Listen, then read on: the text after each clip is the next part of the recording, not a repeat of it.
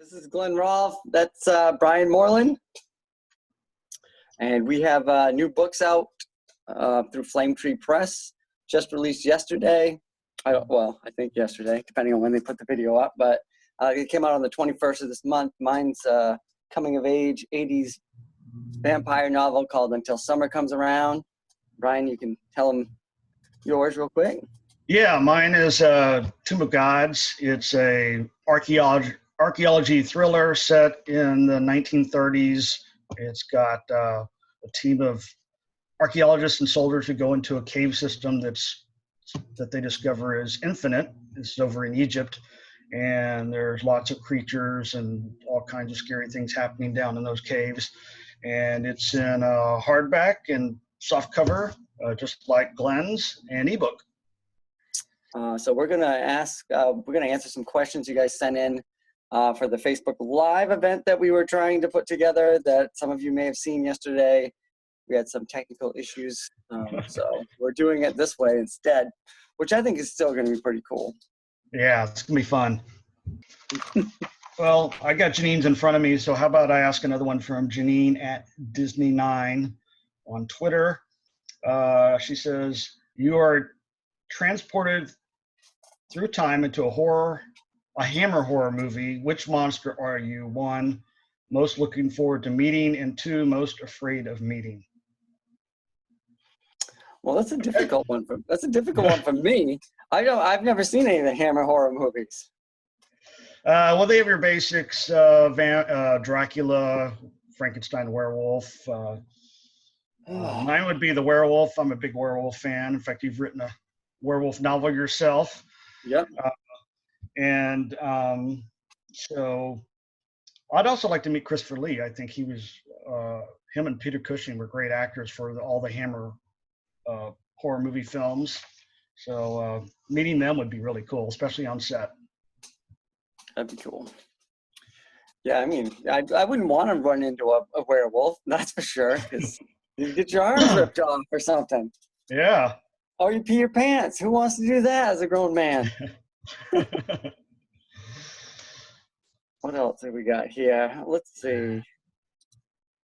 Let's do one for you. Well, Janine could be the star of this front half of this. All right, we'll ask a few of her questions because she sent us a bunch. And just so you guys know, we do have we're doing a giveaway too at the end of this.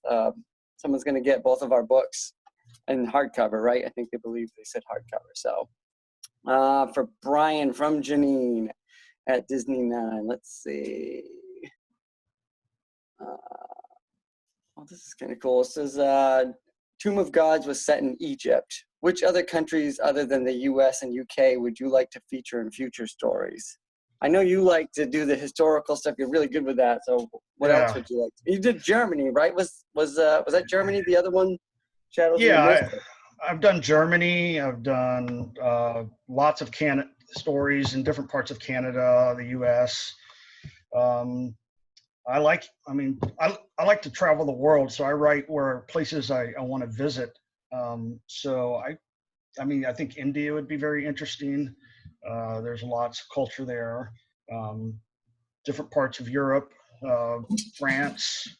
Get back to in England again. I love England. There's so much history in England, Scotland, Ireland, all the Great Britain places. Right. So on with the books you have done, have you actually been to the places from your books, like Egypt and the places in Canada that you might have mentioned in Dead of Night, right, or Dead of Winter? Yeah. Let's see. I have not been to Egypt. I really wanted to go while I was writing this. I wanted to go see the pyramids, and it was just not a good time to do it. It wasn't safe to travel in that area of the world during that time. I've been to British Columbia, and I wrote The Devil's Woods in British Columbia, and I've been to London. So I wrote several scenes for Tomb of Gods in London, England area. So yeah. Cool. I'd love to travel, man. I'd love to go. I don't know. Australia seems like a really cool place to go. That's where I'd have to put something down there and actually go to the place and like visit and get in there. I went to New Orleans And I really, when I was down to, it was the World Horror Convention, 2013. I think it was my first convention. And I just being there for the week that we were down there, I wanted to just like stay and write. You know, I just felt like inspiration everywhere down there because it's so awesome, so old. Yeah, that's Anne Rice country. Yeah, right. Yeah, it's been good. It's good. And then I ended up writing the vampire novel years later. But yeah, we stayed up here in Maine. We never went down to New Orleans for the story. So. All right, I'll go ahead and ask a question for you from, this is from Russell James, a fellow horror I know author. him. Yep. I've hung out with Russell many times, and he's a great author himself. So Russell James asks, how much of your summer town in your new book, Until Summer Comes Around, is fact and how much is fiction? There's a lot of real stuff in there for sure. Like Palace Playland is the actual amusement park that's situated right down there, right next to the pier. The pier is there. It's been there forever. It used to be huge. Like, it's cool because I did some research on the town and stuff, and it used to go out pretty far onto the ocean, but then they got, Maine storms in the winter destroyed it like twice or something. They built it back up, and there was a huge fire. There was like a casino dance hall that I never saw it. I got a book that's got some cool pictures and stuff of it in there, but I didn't really touch on that past stuff very much. I kind of regretted it when I finished. I was like, oh man, I should have put some of these cool little. I may have touched on, grazed a couple of them, but I didn't get to put it all in there. But I set it in '86. Back then, the ballpark, we actually had a AAA team for I think the Indians AAA team was up here, and that it was only for a few years, so it was like '86 to '88 or '89 or something like that. It was a really short period of time that AAA team was there, so I had to dig back, and I wanted to bring a couple of real things in there for the people that actually lived there that might happen to read the book now. Right. But of course, I added my own place. There's a place called Duke's, which is a bar. It's like a set up Hawaiian type bar. And that was actually, I pulled that over from my novella, Things We Fear. That was my Sam Hain novella. That was also set in Old Orchard Beach. And so I pulled that place over. So kind of a shared universe little thing there, if anyone has read Things We Fear. But it's a good mix of both real stuff and stuff I just added in for my own fun. Yeah, I like to mix in places I've been to put people in the locale of wherever I'm writing, and then as well as if I need to make up just the name of a bar or a restaurant, if it's more part of the story, then I'll fictionalize some locations as well. Yeah, and it gives you that little bit of extra freedom too, because you don't want someone saying that's on the wrong block or what is this place, But if you do mix it, I mean, you open it up so that you can create, and that's what we want to do as writers, anyways. So that's right. Buddy, see if Mama will do that for you. Oh, she's right here. Sorry. Keep telling me. All right. How about one of these from Don Diari, our editor? Oh, yeah, Don. Yeah, these are for both of us. He says, who are the horror authors who first got you excited about horror? Oh, boy, right? I think Stephen King's like the first one, right? Of course. Yeah, that would be for me. Yeah. And then for me, after that, it was and I got into the Vampire Chronicles. So the first 3 or 4 books from the Vampire Chronicles were the next thing I read after my first few King books. And then I found Don's Leisure Books, Dorchester Publishing. We found Leisure Books and just fell in love with Layman, and they re-released the older Ketchum books and stuff. And that was it. I was all in after that. Yeah, I was a teenager when I first finally started to get into reading fiction. I'd read a little bit at school for assignments, but I didn't read it particularly for my own personal entertainment. I was a big movie guy or kid growing up. But then I somehow got a copy of Stephen King's Night Shift and started reading horror short stories and discovered this whole new world of entertainment that I thought was even more fun than movies. After that, I came across Clive Barker's Books of Blood, and I just devoured all of his stories. And they were a huge influence on me as a writer. I liked he took horror fiction out there into totally new places beyond realms. He's kind of like, he had sort of an H.P. Lovecraft kind of imagination, yet he was much more grounded in characters and just such a terrific wordsmith as far as writing prose. And it was like reading poetry and scary monsters at the same time. And then in college, I discovered two writers that I really desired to emulate, and that was Dean Koontz and Robert McCammon. They were both had characters you just were very deep and you cared about, but then the writing style was so fast-paced and the action just cut from scene to scene that it was just like a roller coaster ride. And I strived to write like them when I was really learning the craft in the very beginning. Absolutely, yeah. McCammon's one of my favorites too. I have a bunch of his books I haven't got to yet, but what I've read of him, like Boy's Life was like the first thing I read, and he's amazing. Yeah, I've read most of his books and short stories. Yeah. Oh yeah, there's a short story by him called, I think it's Nightcrawler or Nightcrawlers. Yes. And that's like one of my favorite short stories. I think I read it in an anthology, but then it's in Blue World, I think. Yeah. I have Blue World right here, just sitting on my desk for inspiration. Awesome. Oh no, is there one in there called Pin? Do you remember Pin? It's just like I think a guy gets like a pin in the eyeball or something. Yes. Yeah. Yeah. That one inspired a short story of mine too. When I read that I think it's pretty short too, if I remember correctly. And I wrote one called Henry about this kid that's got acne, and he goes into the bathroom and finds his dad's razor, and it's like, this is how I'm going to get rid of this. It's pretty gruesome, but it was inspired by that story. And I don't know, you wouldn't expect quite a story like that, I guess. That's funny. But my first McCammon book was Stinger, and it combined cool monsters with some great characters, but it was sort of in the Splatterpunk days.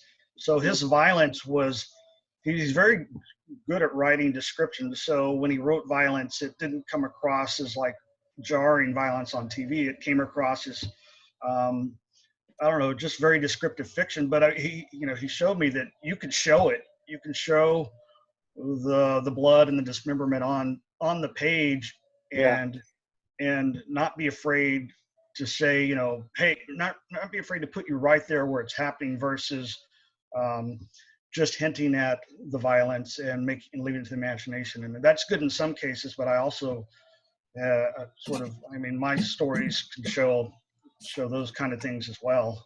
Yeah. Oh yeah, absolutely. And it's to go back to something you said about getting into the horror books as opposed to like the movies. I mean, you're into both, but like books are so much more personal and you spend so much more time with them, and it's so much easier, I think, when it's done well, to get pulled into the world and really forget about everything else. A movie, there's too many, you maybe if you're up at night by yourself and you're locked in, but there's so many ways to get distracted during a movie, and it's usually like an hour and a half or 2 hours, whatever. But sitting there with a book for all those hours, spending all that time in the world that the author's created, is definitely much more intimate and way better for me too, personally. I'd much rather sit down and read a book than for me, movies. When I'm watching a movie on screen, I'm a more, it's sort of happening in front of me, and I'm just an observer, and I feel a little bit more removed from it. But when I'm inside a character and I'm hearing their mind, I'm feeling what they're feeling, and so the perspective is like it's whatever's happening to the character is happening to me, and that's a much deeper experience. Absolutely. Mhm. Absolutely. So let's see, what do we got? What else we got here? Well, how about there's one in here that's just from some of the editors here. It looks like what's your favorite novel? Who's your favorite author? Obviously, that's a pretty huge question Yeah. for us. But I mean, maybe just who are a couple of your favorite authors? Maybe obviously King, but maybe somebody that people don't talk about as much that you think maybe deserves more. Yeah. I'll go with a contemporary one. Adam Neville is his novel, The Ritual, is just, there were some scenes in that book that scared me. He wrote them so well. He writes dread really well, and uh, that book sticks out as one of my current favorites. Trying to think of any other authors that. Um, yeah, I can't think of any off the top of my head. I mean, Clive Barker's uh, Hellbound Heart novella, uh, which became the movie Hellraiser. That's one book I go back to over and over just to look at some of the writing of it, because his descriptions and his I can't prose. imagine. I've seen that movie. I've never read that. I've never read the novella about it. Yeah, the But novella is fantastic. I can't imagine with how gruesome Yeah, that movie is. yeah, If it goes in describing any of that stuff, man, that'd be wild. yeah. He wrote the screenplay and directed the movie himself back in the '80s, and it was a huge hit, and gave us Pinhead Yeah. as an iconic monster character. But I mean, the story follows, the novella follows the movie fairly well, but it gives you a lot more to what's going on. And like I said, the writing was so well uh, that I go back to it just to see what great writing looks like, and from a horror author who's a master to me. Right. Right. For me, I mean, my favorite book is easy to nail down. For me, it's Salem's Lot. That's just like, Yeah, to me, I that's wanted to my say favorite. that one. Right? That's like I've read it like 4 times, and I'm definitely read it again and again. Same thing, I feel so comfortable when I go into that book, and it's having a year or so, a year and a half, 2 years sometimes, but between readings, it's amazing how fresh it still feels when you get back in there, because you just forget just enough that you see little things here and there that maybe you missed or you forgot about, and it's Right. still just as good. You know what I mean? For contemporaries, I think I'm really digging the work of Patrick Lacey, who was with us at Sam Hain for right before right before everything happened with Sam Hain. He had his first novella, A Debt to Be Paid, I think is what it was called. But he's gone on and he's one of these guys like Hunter Shea, who's just like able to like pound these books out like crazy. And Yeah, he's and Jonathan working all Jantz as over the well. place. Yeah, and Jan's. I mean, and Hunter and Jonathan, those guys are awesome. But I think they've got a lot of attention. But guys like Patrick Lacey, I always mention you. I think your work is awesome and Oh, deserves thanks. more attention. You're one of my favorite writers too, that's going right now. But I always mention, yeah, you, um, Patrick Lacey, and Ronald Malfi. But Malfi's he's a little bit bigger than we are, I think, too. He's like that next level up. Yeah, But if anyone hasn't read any of those guys, give them a shot, I'd say. So I love everything that you do and they do. So yeah, I'm a big Malfi fan. A Floating Staircase and Snow, or a couple of and let's see, Bone White, which is just fantastic, and I'm very excited. It's going to be an Amazon series coming. I think I saw him announce the news, so I'm looking forward to that one. yeah, that's gonna be awesome. I heard that too. That's sweet. Yeah, that's a Yeah. great book too. Um, I got a question for you from Kenneth at Books I Like 3 on Twitter. He says, this is for Glenn. Where did you get the idea of Rocky using a back brace?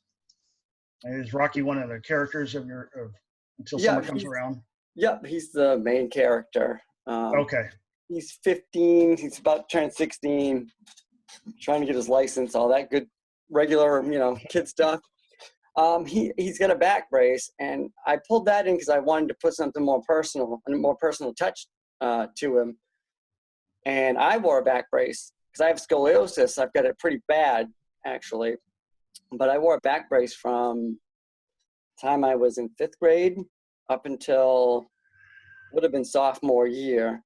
But I ended up actually having to have surgery because it was so bad. But I wore a brace for years, all through like the junior high years. These first years where you're starting to see girls and everything. And it totally messed all that up for me because it just gave me something else to worry about and be afraid of, and I thought it was gross. I thought, and I ended up being able to put all that into Rocky. I didn't sit there and focus on all that stuff that long in the book because I like to keep things moving along. You know what I mean? I just add enough to hopefully get it across, and then we get right back into whatever's going on, right back into the story. So that definitely came from me. And what's I've told this story on Facebook is that my son, Axel, is 7. And we found out while I was writing this book last summer that he has scoliosis too. And he actually is now wearing a back brace. Oh, wow. Yeah. So it's kind of like, it's crazy how it all happened. You know what I mean? I was just like, this character needs something else that people can sympathize with, and I can set up some things with. And so I said, I can just reach back. I've never really used my back brace. And I pulled that in, and then we found out about this at the same time, almost, shortly after that. It's pretty weird how it worked out, but he's doing great, just so everyone knows. Axel's That's good. Rolling along with it. He wears it 20 hours a day, which is pretty long. His back needs the brace, so hopefully we can keep him from having to have the surgery like I had. But that definitely comes from me and now my family, I guess. Yeah. So definitely, yeah. All right. So what's next? You want to ask the next question? You got one? Yeah, sure. Let's see. We've got one right here from Christine put in here for us here. Oh yeah, well, all your other stories are set in the USA or Canada, right? No, that's not true. Canada, USA, Germany. But what made you want to write about the Egyptian tombs? That's the crux of this question, right? So let's just. Right. Well, the pyramids have always fascinated me, and I actually like to write stories around the world. And she's right, most of my novels have been in North America, US, and Canada. And this started, Tomb of Gods actually started out as a short story. When I write short stories, I like to, those are my places that I can explore different styles of writing, write characters from different parts of the world. And I, just for the fun of it, I decided to make my protagonist completely British, 2 British archaeologists set in the 1930s, and that particular story was in Iraq, and it was just following sort of a mystery of Iraq. Well, then I decided to expand it into a novella and move Tomb of Gods to Egypt, and I expanded my 2 archaeologists into a team of archaeologists and threw in some soldiers with them because they needed protection. And the next thing I know, I'm writing a longer story that's got a much more, it's almost a completely British cast of characters, which is, I'm from Texas, so I'm an American writing, British characters, but I had a lot of fun with it, and it was me stepping out of my element. And I did have an American character. In fact, he originally started out as an American protagonist. Caleb, who's in the book, he was originally the American archaeologist that was, Egyptologist that was tagging along with the all these really cool British characters. And then after about 2 drafts, it just occurred to me, why don't I? And there was a female, a woman character, Imogen Riley, who at that time was a National Geographic photographer and journalist, who was also part of the group. That's how I got to have a really cool female character in the book. And then about 2 or 3 drafts in, I decided to switch it.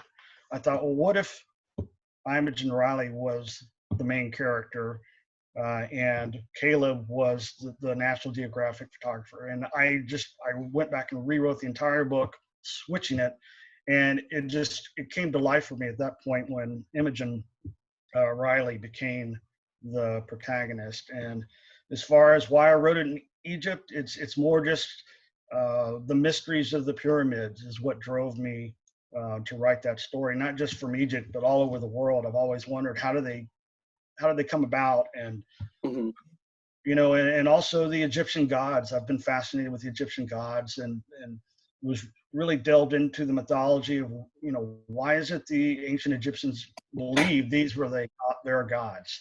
So that all kind of fueled my choice to set a story in Egypt. That's awesome. That's awesome. This is crazy. Like, that sounds like a very long process. Did it take a long time? Short story all the way to when you finish this full book? Yeah. Well, that's funny. It's the short story, which was that was set in Iraq. I wrote that back when I was in my 20s, so a couple decades ago. And it was just a fun story that I would come back to every now and then and just add a little to it. Yeah. And then it was about, I guess, 5 or 6 years ago that I decided to expand it into a novella. And I wrote the novella and thought I was done with it. It was about 130 pages, and I went and wrote other novels. And then I decided to read the novella to my writers group, and they enjoyed it so much they were like, "You've got to make this into a novel. This is there's too much more you can do here." So thanks to them, I had to spend another 3 years researching and writing what became the novel. So it was a long process, but sometimes stories evolve that way. Well, I love that. That's awesome. And is there a finished version of like the novella still sitting on your computer somewhere? Yeah. There's all kinds of scenes that they didn't even get to make the novel because I changed the whole course of what the story was about. So there was I was like, oh, I got to throw out that scene. Oh well. That's the hardest thing, isn't it? Sometimes it's hard. It is. I wrestle with that sometimes too. Like, just like, it's so good, but it's just not. It's messing everything else up, and it's going to be too much work to make that work with this. So it's got to go, even if you love it, even if you love this particular scene or whatever. Let's see. I'm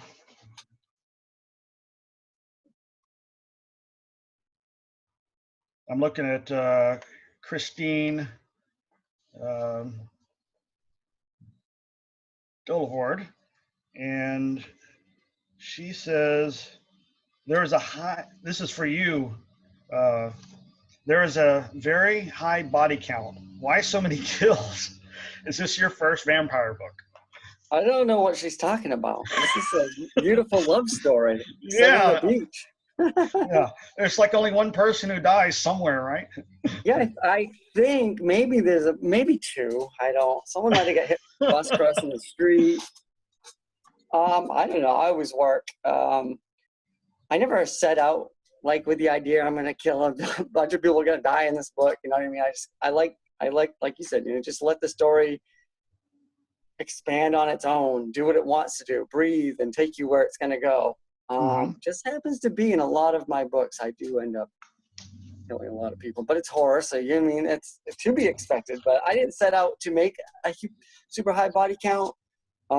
There's a vampire that really is getting something extra from taking these people. So in these kills in the book, and I mean, not to give away anything, but obviously he's out of control, and then this is what happens. This is what happens when a vampire comes to your beach town and gets out of control. Yeah. The bodies are going to pile up. I tend to write a high body count too, just because, I don't know, just my stories kind of go in that direction whenever there's a monster or serial killer out loose on a rampage. I don't, yeah, like you, I don't list out like all my characters and pick 20 that I'm just gonna, That would be the best. We ought to do one like that sometime. Please, ahead of time. These 20 people are going down. Just start crossing them out as they go. Yeah. Well, I've never done that. I've never done that exactly, but I know because this is the first book that I ever worked with an outline.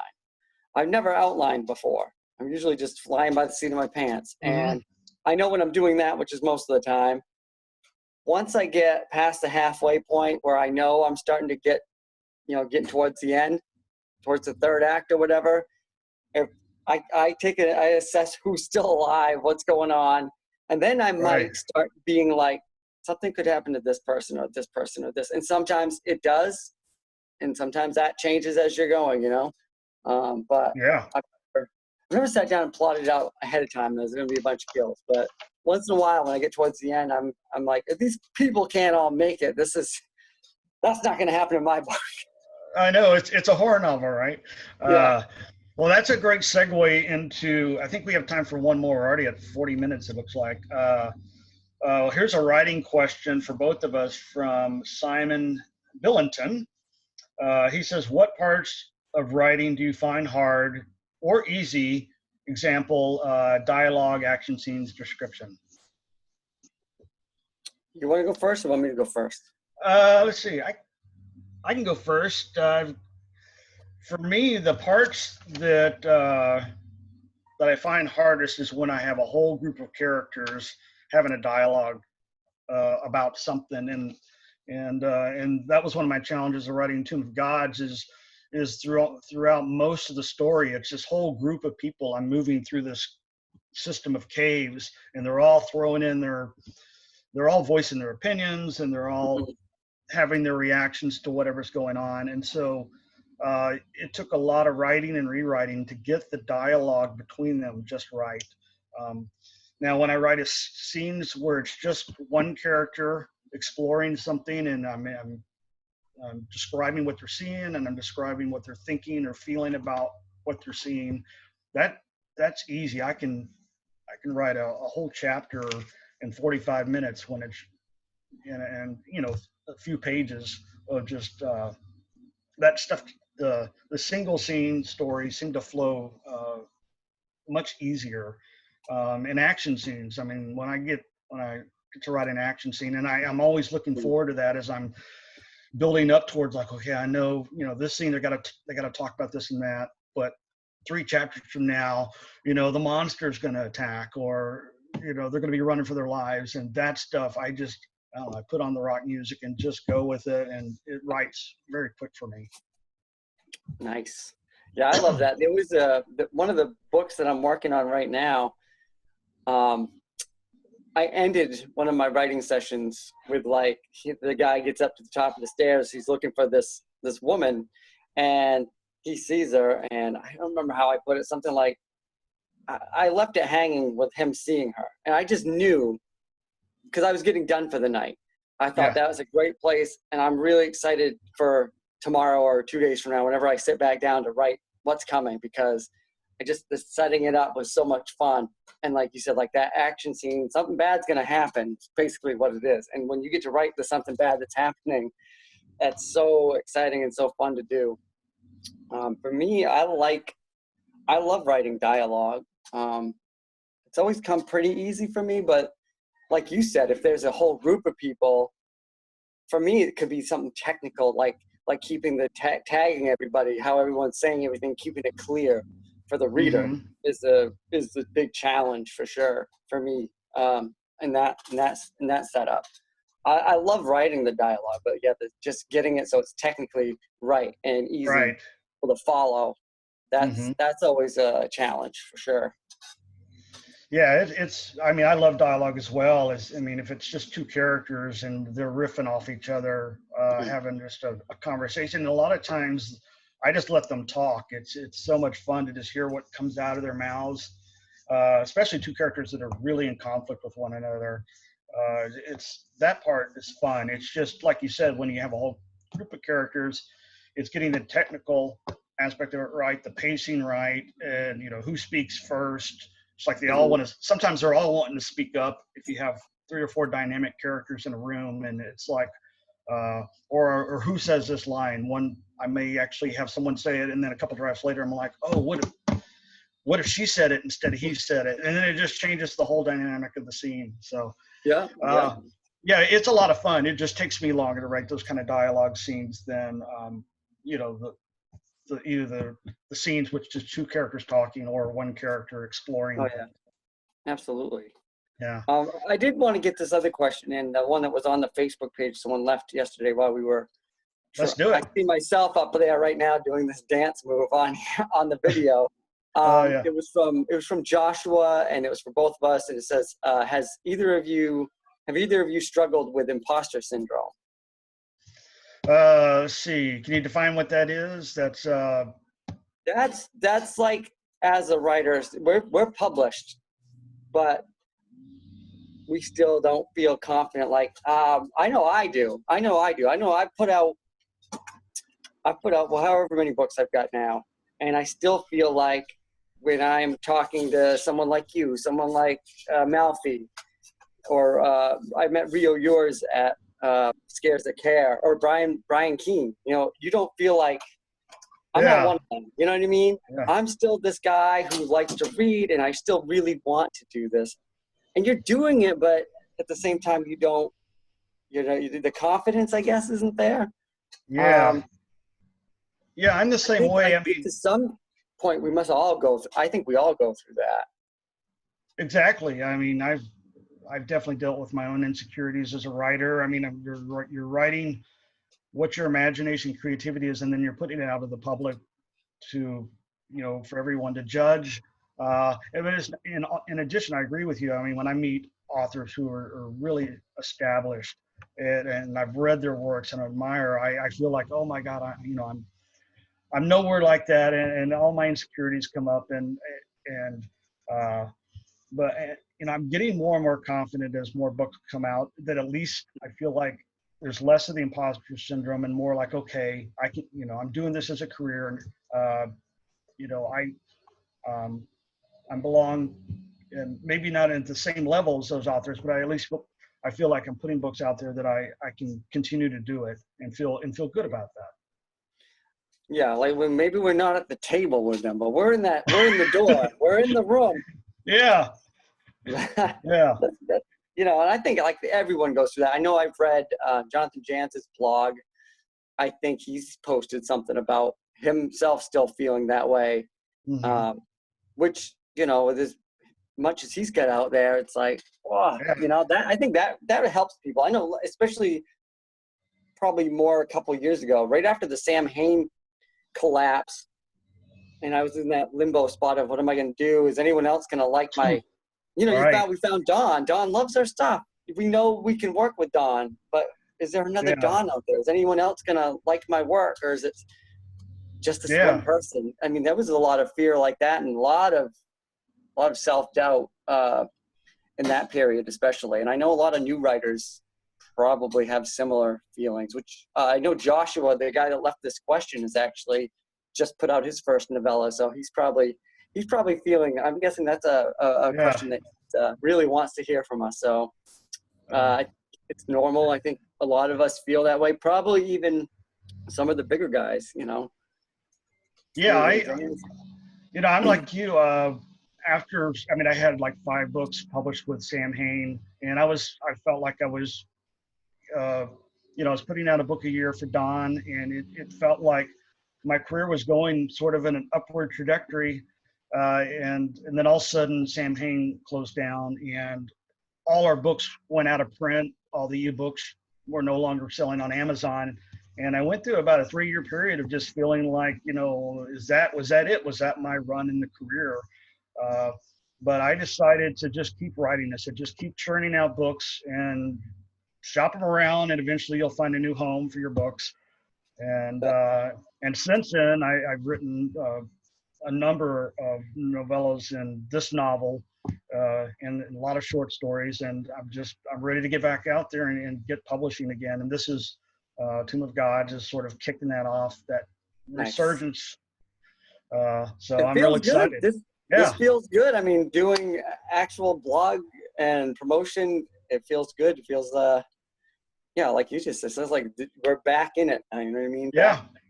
I stayed pretty busy in the meantime, but it was I self-published, as I think you might have self-published a few of yours I did. too.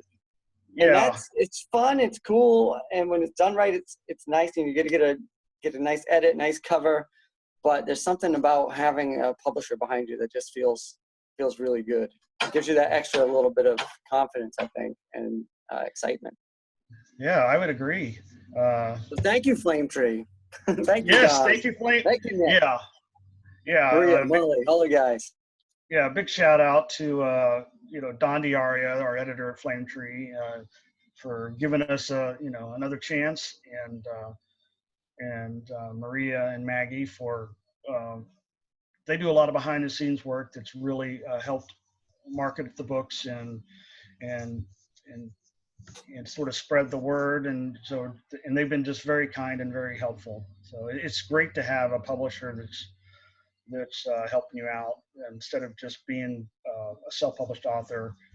I've done that as well, and could re-release some of my books, but I'm grateful to have Tomb of God and at home with Flame Tree Press. Absolutely. And there's no knock on self-published books out there. I mean, no, I have plenty of self-published authors who are really great too. And in some cases, I mean, they're saving themselves some headaches, because there's a lot, especially over this last 10 years, there's been a lot of not so great indie publishers too out there. Yeah. And you're saving yourself the madness of someone got your work locked away for 7 years or whatever, and you're getting 20% of the money or 15% of the money that your book's making. And when you're self-publishing, you're getting most of it. Mm-hmm. So, I mean, there's people that are doing, I know Brian Smith, who used to work with Don with Sam Hain and with Leisure Books.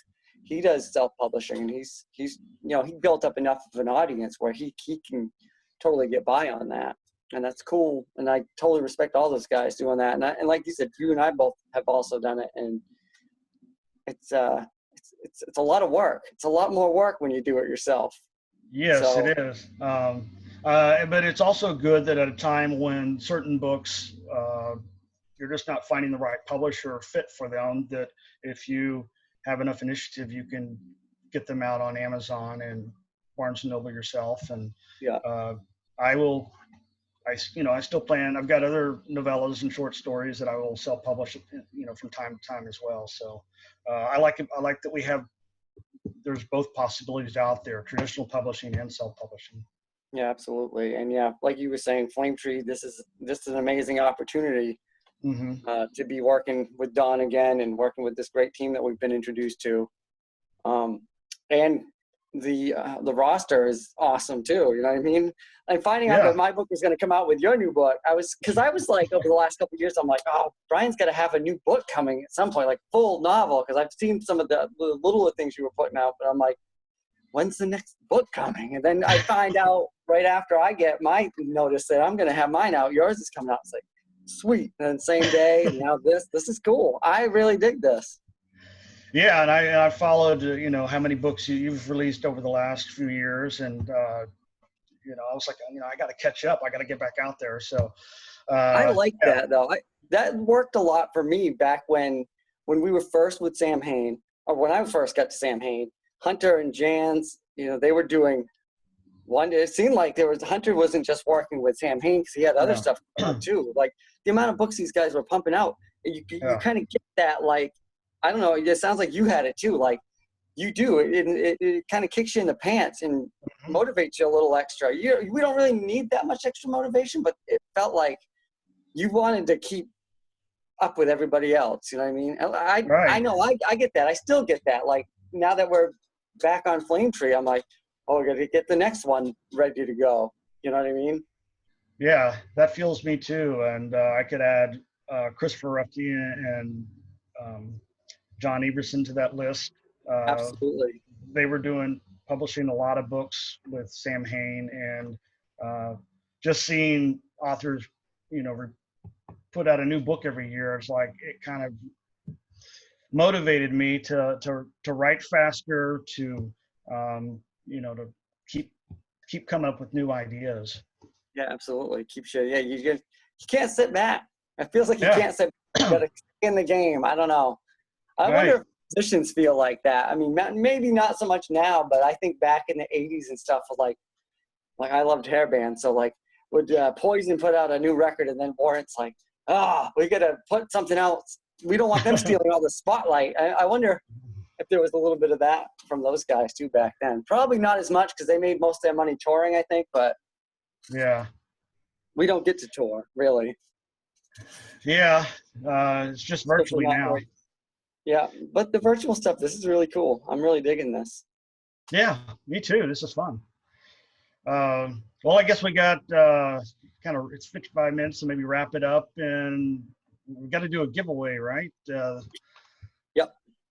Yep. So Flame Tree's giving the lucky winner a hardcover copy of each of our books, I believe. I don't know if there was something else they were doing too. I know that much.